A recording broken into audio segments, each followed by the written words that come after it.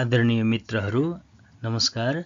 आज म चाणक्य नीतिको एक बहुउपयोगी श्लोक लिएर हजुरको सामु प्रस्तुत भएको छु। सिंहादेकं बकादेकं षट्सूनस्त्रीणि गर्दवात् बायसात् पञ्चशेच्छेच्च चत्वारि कुक्कुटादपि।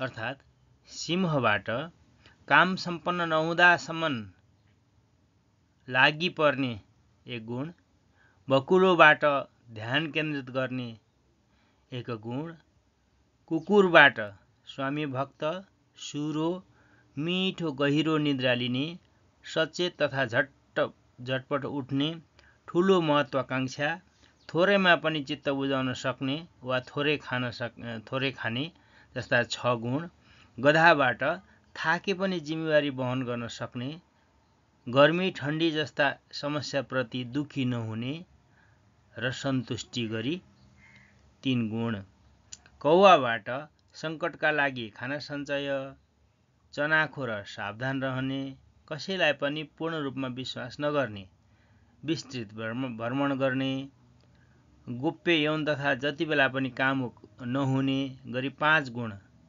कुखुराबाट सबेरै उठ्ने, कडा परिश्रमबाट खानाको जो गर्ने, खाना बाँडीचुँडी खाने र सदैव सतर्क रहने गरी 4 गुण गरी जम्मा यी 20 गुणहरू हामीले लिन सक्यौं भनेदेखि मनुष्य जीवन सफल हुन्छ।